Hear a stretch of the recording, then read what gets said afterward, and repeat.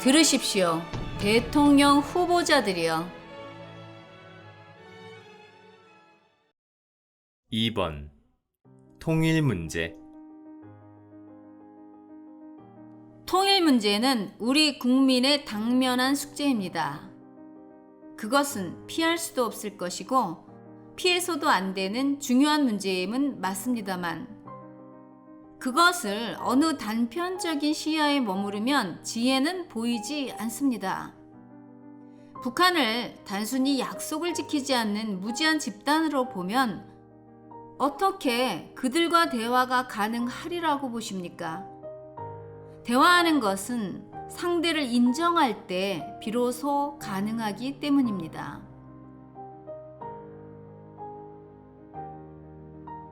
남쪽 대한민국이 지금의 자리가 있기까지는 북한 체제도 보이지 않는 기여가 있었습니다. 그들이 저리 무식하게 공산주의를 표방하고 버티고 있어 주어야 남한은 중국과 러시아 등 북방의 세력으로부터 안전하게 성장을 주도할 수 있었던 것입니다. 즉, 남쪽을 위한 방패막 같은 역할을 했던 것이지요. 물론 그네들도 모르고 지금까지 왔습니다만 이제는 그들도 한계점에 다다른 것입니다. 북한은 우리가 같이 가야 할 동족이고 북한의 어려움을 외면할 수도 없는 것이 지식인의 바른 자세임은 부인할 수가 없습니다.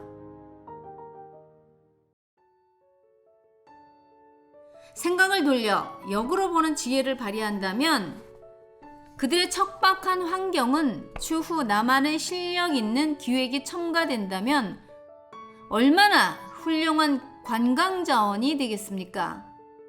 그들의 무지함도 우리를 위해 하늘의 작업으로 발전을 미루고 있었다고 보면 이해가 되고 정확합니다. 그런데 보십시오. 대통령 후보자들이여. 미국이 통일을 원할 것인가? 중국이 통일을 원할 것인가? 지금의 38선은 우리가 그어놓은 선이 아닙니다.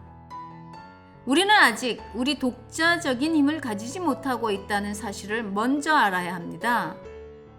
지정학적인 위치가 대단히 중요한지라 미국도 중국도 일본도 러시아도 북한이나 대한민국이 어느 한 나라에 완전히 밀착되는 것을 원하지 않습니다.